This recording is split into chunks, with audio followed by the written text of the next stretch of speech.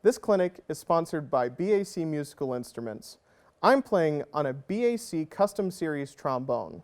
And I'm playing on a Binge by BAC Chicago model. Are you in the loop?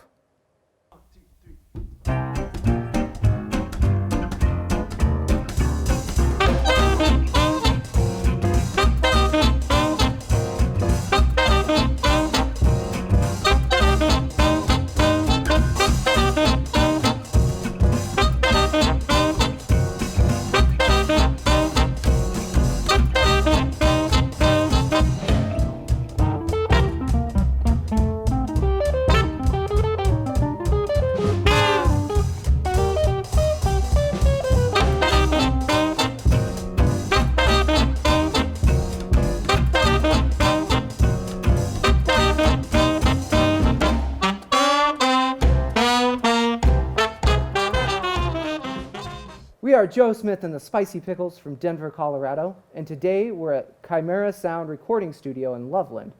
We're here to talk to you about teaching your students to play in the style of Old Testament Count Basie. Over the course of this video, we're going to discuss some of the important aspects of recreating that golden era Basie sound. These topics include roles of each instrument, equipment choices, approach to the music, time, and soloing. This video is not considered all-inclusive, but it will give you a solid foundation so that you can start recreating that Basie sound with your own ensemble. Now let's start by defining what we mean by Old Testament Basie. This era of Basie begins in about 1935 when Benny Moten passed away. Basie left the Moten Band and took several of the key players with him to found the Barons of Rhythm, which was a 9-piece ensemble. The band was expanded to a 13-piece ensemble and renamed the Count Basie Orchestra in 1937 when the band transferred to New York City after being signed to the Decca label by John Hammond. The Old Testament period continues up through 1948 when the band was disbanded, and we tend to consider much of the Basie octet performances and recordings between 1950 and 1952 as part of the Old Testament Basie era. The reformation of the Count Basie Orchestra in 1952 is the beginning of the New Testament era. We want to start this clinic by talking about the golden rule. In the Basie band, treating each other as people first with a family mentality was a staple of the band and is a tradition that we feel should be carried forward in all of jazz. Remind your students to respect each other and to hold each other accountable as musicians and as people. And to add to that, being a team player is also really important. The lead roles are there to direct the section in regards to phrasing and articulation, but all members of the section are accountable to each other for playing their own parts. This accountability to each other should be emphasized to create a team mentality rather than a top-down mentality. All players should be pushing each other to be on time or early, and always prepared for rehearsals as well as performances and to perform at their very best on a consistent basis.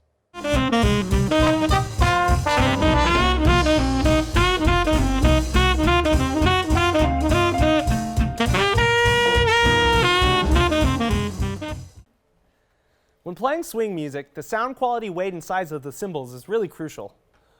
I like to use darker cymbals because they sit better in the band's sound and really help to blend with the acoustic ensemble. For example, this ride cymbal here is lightweight, 24 inches, it's about 2,300 grams, and it sounds great, especially playing behind brass and with acoustic bass and guitar. Also, we have these smaller cymbals, but they're equally dark, and they do a lot to really help support the band rather than drown them out. For example, this china has rivets in it that kind of gives it that blankety feeling for when we're trying to play behind a shout chorus or a louder soloist.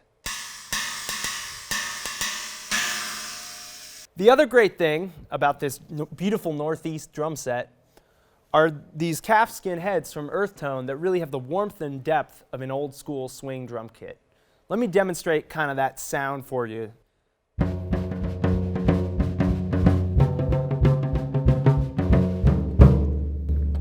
Another thing I love to use is this app called Live BPM that is made for Apple and Android, and it's great for tracking the tempo of the ensemble while the band is playing. It's great for conductors, good for the rhythm section to get that natural swing feeling, but also really keeping the tempo consistent.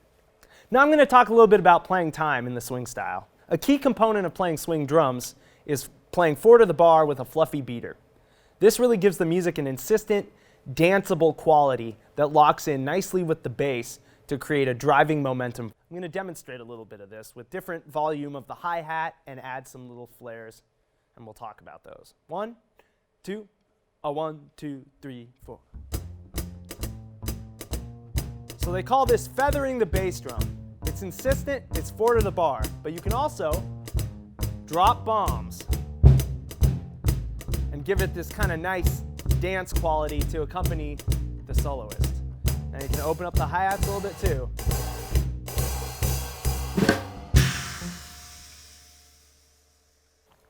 Unlike more modern styles of jazz, which are really based around the ride cymbal keeping the time, in swing music we keep the time primarily on the hi-hats. We especially want to aim for having a kind of wash, this kind of open sound that really kind of fills up the entire beat. An important thing to emphasize to your students would be to learn how to control the hi-hats, to play them at a closed volume, a partly closed, and an open volume, so we get this full dynamic range with the hi-hat. The other cymbals on the kit are used primarily in other sections of the arrangement, such as the shout chorus, which is kind of the peak of the arrangement often. In this example, which will be Count Basie's Dickie's Dream, I will be going from the hi-hat during the piano solo to the ride cymbal and the crashes for the shout chorus. 1, 2, a 1, 2, 3.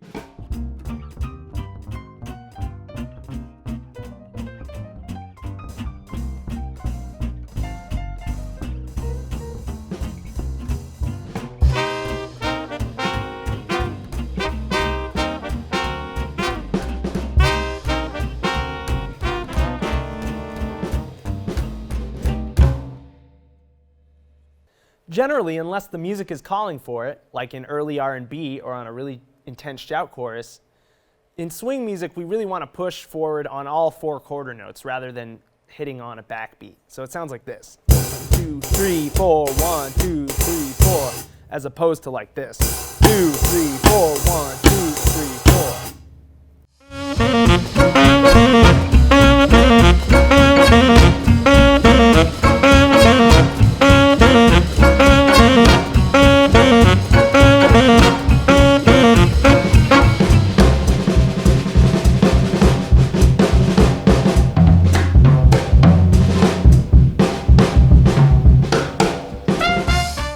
So one of the first considerations of playing this style of music nowadays, as compared to back in the day, is that we've used very different setups, different strings, different amplification, different pickups than were available back at the time. So to emulate the style of the bass players back in the 1930s, they used to play on gut strings, which for a number of reasons, a lot of bass players love them. I would not recommend them for beginners. But the gut strings they used back in the day had a much quicker decay than these steel strings that we use today. So I'll give an example playing with the longer sustain that my steel strings naturally have.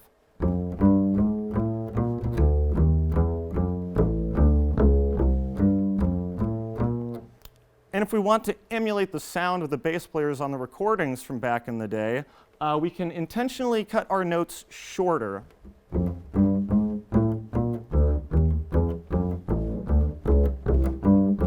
That might be a little too short, so maybe find a happy medium.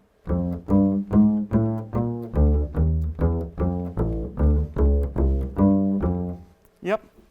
And one of the other big differences is back then, with no amplification, no pickups for the acoustic bass, they were lucky to have a microphone occasionally. They really had their instruments set up to be as loud as possible, but even then, they generally weren't loud enough. So on most of these recordings from the 1930s, the bass player basically has one volume, and it's as loud as they can play all the time just to try to get heard. With steel strings and pickups and amplification, we don't have to do that all the time. So I would encourage young bass players to experiment with playing at different volumes.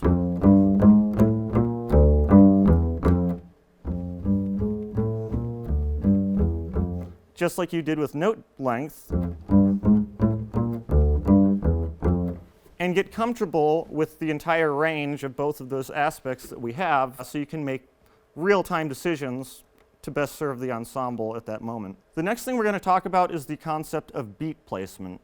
And what beat placement is, if you can imagine practicing with a metronome, it's whether, as the bass player, we play our quarter notes directly with the metronome, a little bit ahead of the metronome, or, less common, a little bit behind the metronome.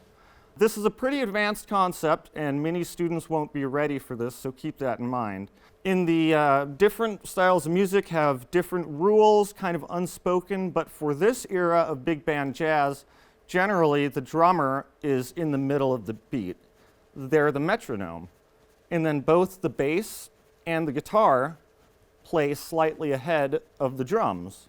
And that creates a really nice driving tension that, you put a horn section on top of that, and it really swings. So to give an example of that, I'm going to count our drummer off, and we're going to do an F blues. And I am going to start off placing my beats directly in the middle with him. I'll let him play a couple bars first. 1, 2, 1, 2, 3, 4. So there's his beat, and I'll play right with it. 1, 2, 3.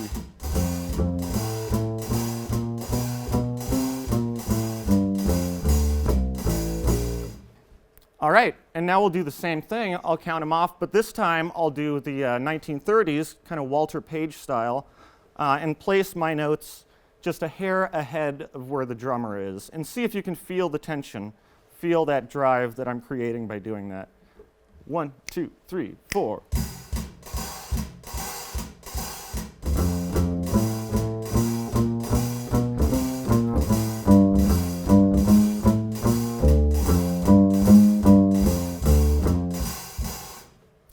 So that's the example of placing your quarter notes a little bit ahead of the beat, which is the style we want for 1930s big band jazz.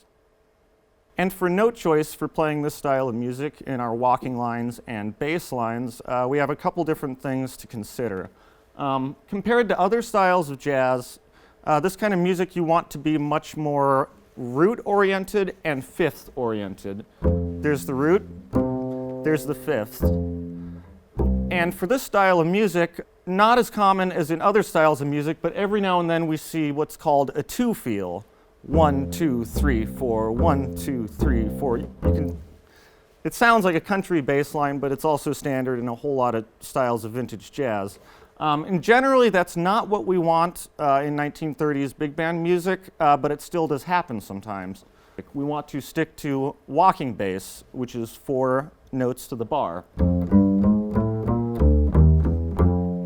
Something really important stylistically for this kind of music, in my opinion, is kind of a double up technique where you're doing more along the lines of something like this.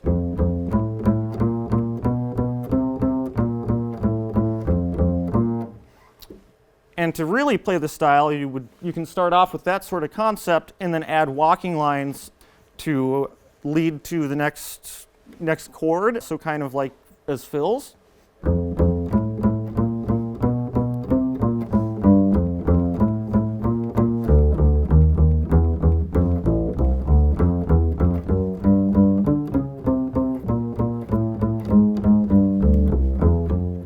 We've spent some time talking about sustain, how long we want our notes. We've talked about volume considerations, and we've also talked about different approaches to walking lines, whether we're playing walking bass or doing a double up technique.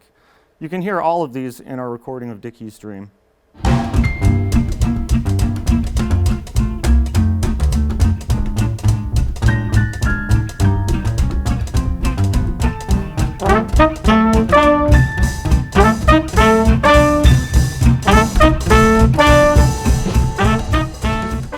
Playing guitar in the style of Old Testament Count Basie music is generally described with 4 chords to the measure.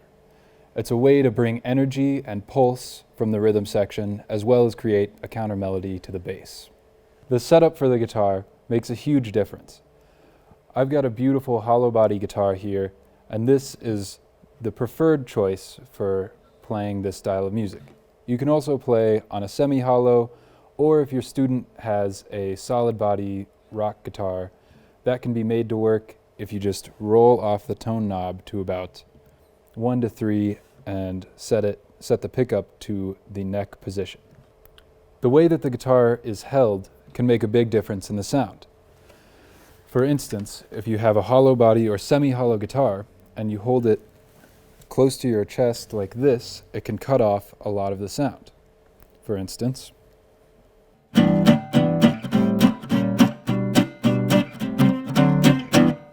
as opposed to if I play with an angle,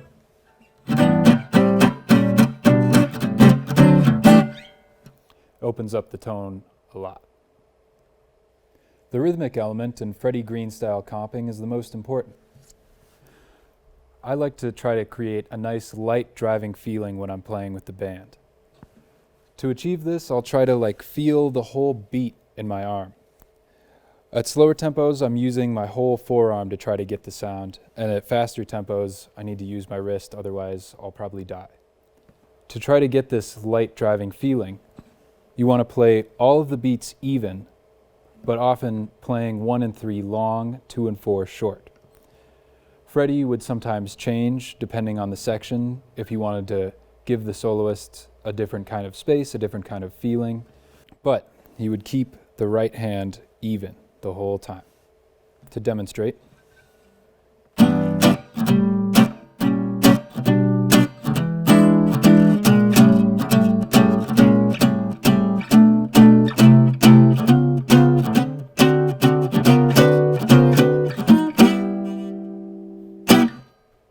another important part of playing in the style of Freddie Green is finding the right voicings.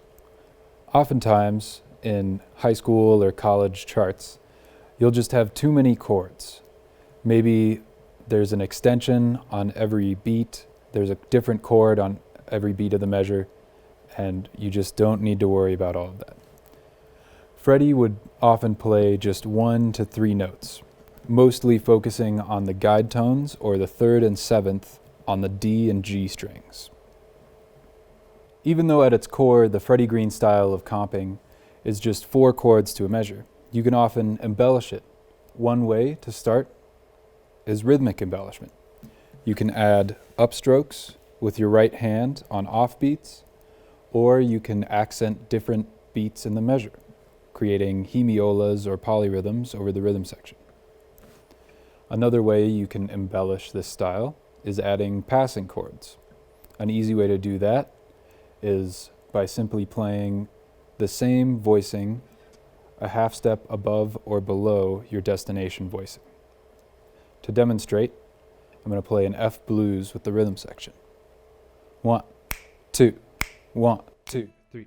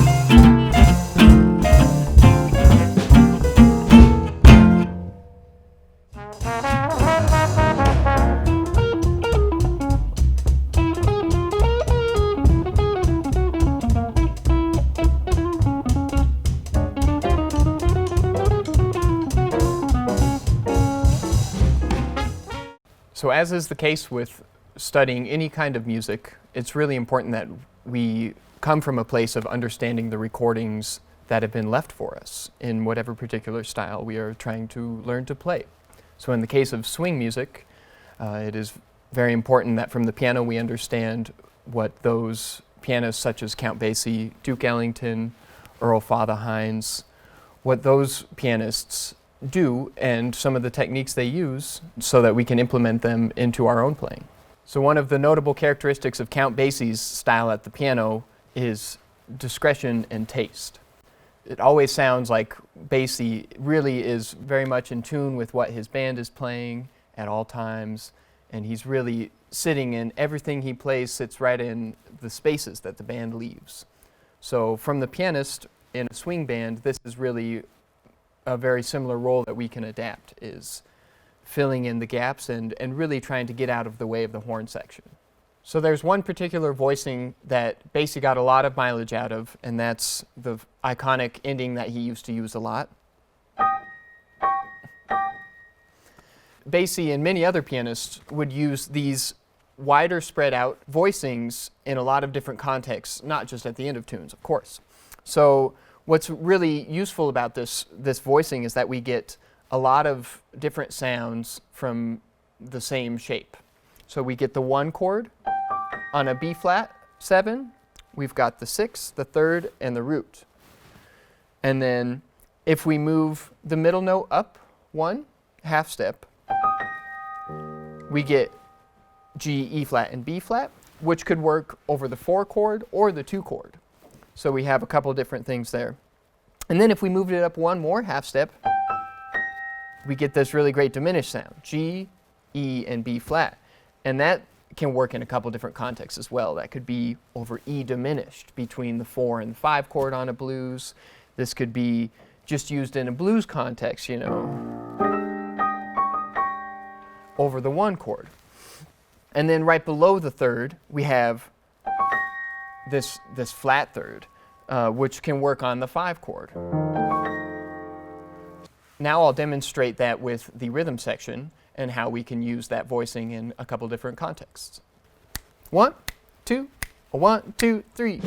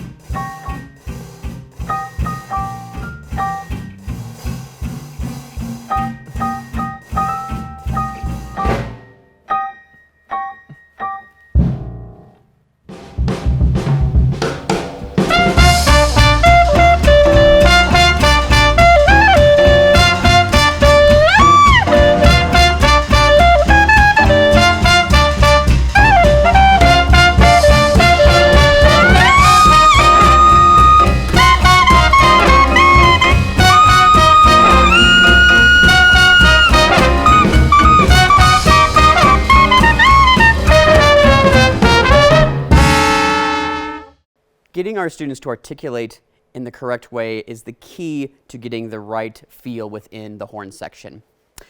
Now, before we dive into articulation, I'd like to just go over some basic tongue position for the woodwinds. For saxophonists, you're going to want to have your tongue very high in the back. If you have your students say the letter E and hold that out, they should feel the back of the tongue rise up and kind of be touching their top back molars. Now, this has many different benefits, but as far as articulation goes, it kind of anchors the back of the tongue and leaves the tip of the tongue free to do all of the work. You want to remind your students that they need to connect the tip of their tongue to the tip of the mouthpiece.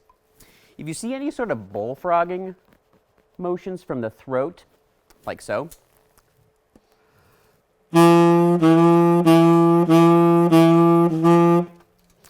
that's a pretty dead giveaway that they are using too much tongue and they need to focus their attention in to the very tip of the tongue. A significant bulk of the material saxophonists are going to be playing in a big band style are strings of 8th notes. Maybe something like this, honeysuckle rose.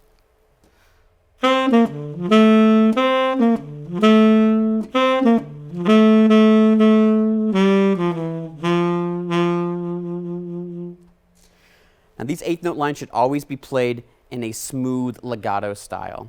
The students want to be thinking of a D articulation as opposed to a T articulation, which has a very sharp percussive front to the note. And the key to this smooth legato style is that they keep their air moving when they are articulating.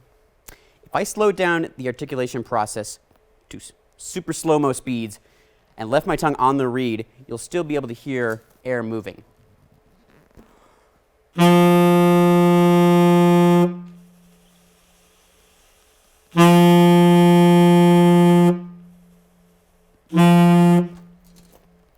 Every student's tried this. From there, I would have them take just one pitch and play repeated quarter notes with it, aiming for consistency and to keep their air moving with each new articulation.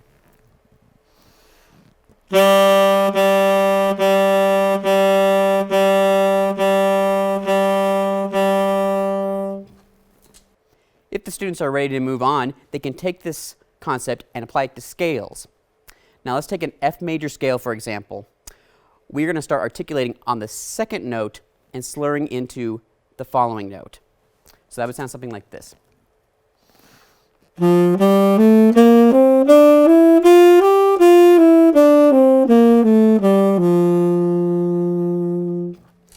So that pattern again is tongue, slur, starting on the second note. Now this is the basic and most introductory way of articulating in a swing style. If the students are able to take these concepts and apply them to the music they are working on, it's going to give the music that forward momentum and the melodic, song-like quality that I associate with the Count Basie Orchestra.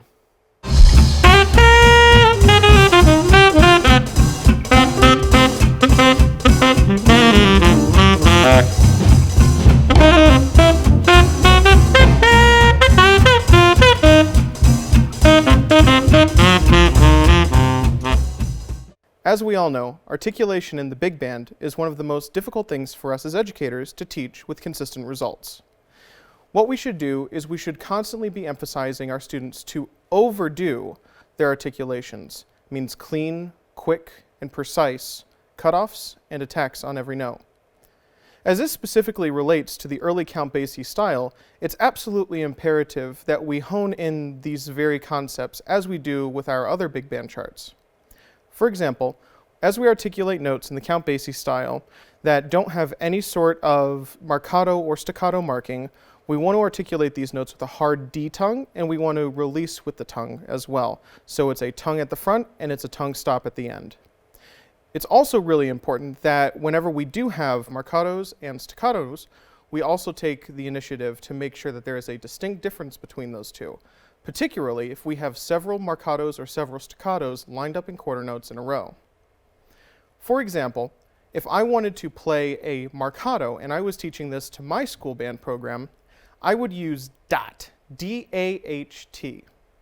If I was using staccatos, I would teach it as dit, D-I-T.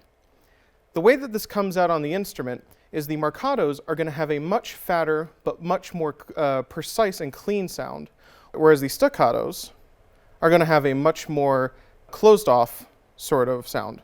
Allow me to now demonstrate. This would be a marcato articulation. And the staccato articulation.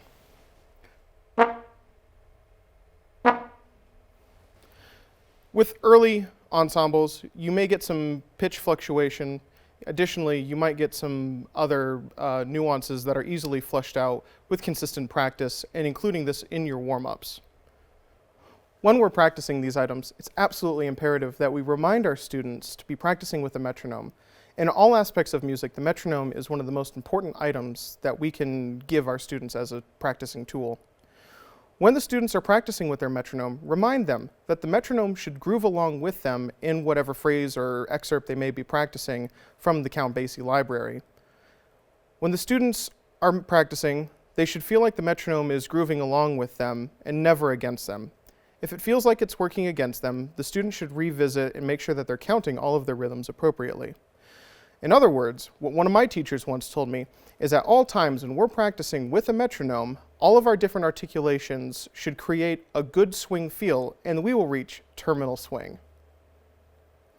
One of the things that I love most about the early Count Basie band is the blues-based soloing. All of the great musicians that came out of the band have these deep roots in the blues in all of their solos. A lot of this comes from inspiration they gathered from great vocalists such as Jimmy Rushing, who did a lot of work with the Count Basie band at the time. Making a melody is one of the most important aspects of playing in this style of music, a melody that you can sing back or whistle to yourself as you walk down the street. Teaching our students to use control, perhaps maybe isolation techniques in building up for a great solo, is an idea you might want to use in your ensemble. And lastly, the repeated riffs idea is always synonymous with Count Basie orchestra. And a lot of these riffs that we hear in some of the great arrangements, such as 1 O'Clock Jump, actually came from solos at one point in time. So let the students use riffs that they know or have learned, or maybe a riff that they've come up on their own, as an idea in a sort of jumping board for them to bounce off into their own improvised ideas. It's going to really hone in that style, and it shows that the students have been listening, as they should be, to the early Count Basie recordings in addition to practicing them at home and in the classroom.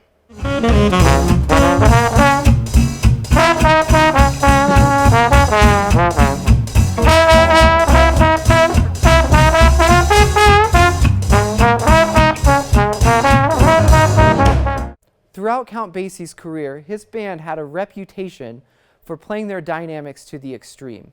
This was common in the 1930s and 1940s when most dance halls and performance venues had very limited access to a microphone to be used by an announcer or a vocalist. This made it so that the rest of the band was playing acoustically and that they had to play their dynamics to an extreme so that it could communicate all the way from the stage to the very back of the hall. This is how they communicated the intent of the arrangement. The key to playing with the full range of dynamics is consistent directional air. To help visualize the airstream, I ask my students to picture a ball in front of them in the air, and then I ask them to blow their air across the very top of the ball to create a forward spin. Once I am able to get them to get that forward spin on the ball, I ask them then to direct their air to the bottom of the ball so that we can create a backward spin with the ball.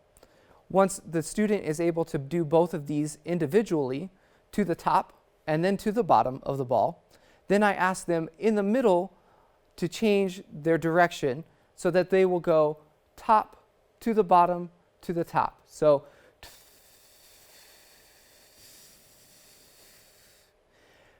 and so on.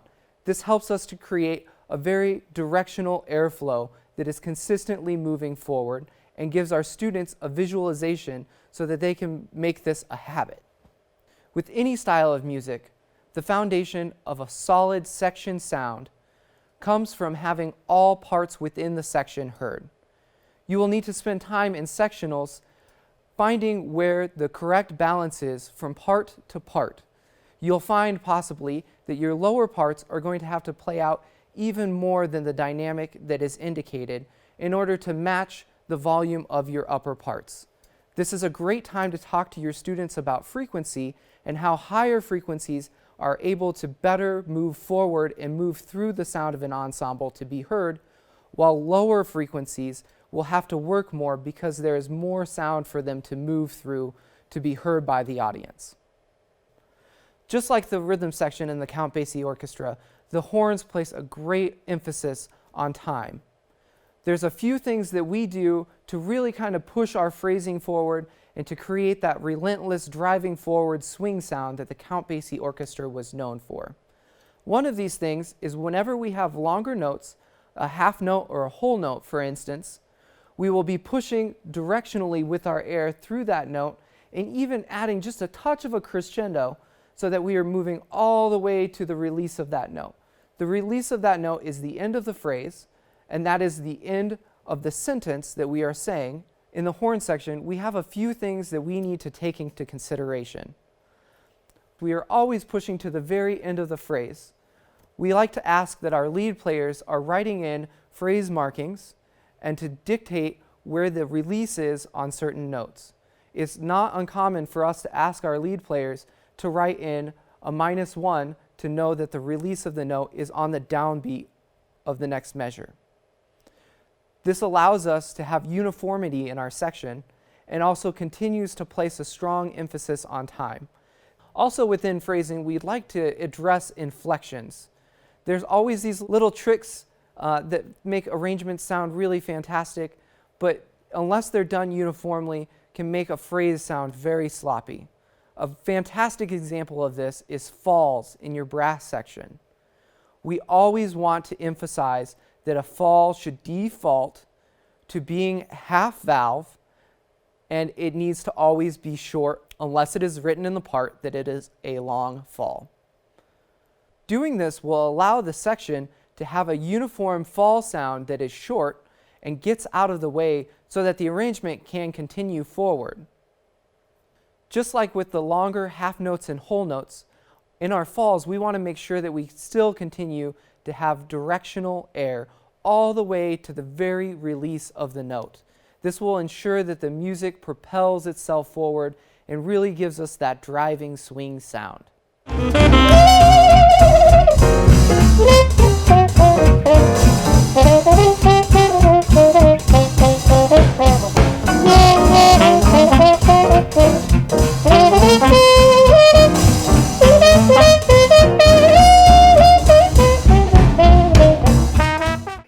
And now that you've had a chance to really hear all of this material and how we approach teaching the Count Basie style of music to students, we'd love to show you some examples of the band performing them so that you can hear how we are putting all of this into play.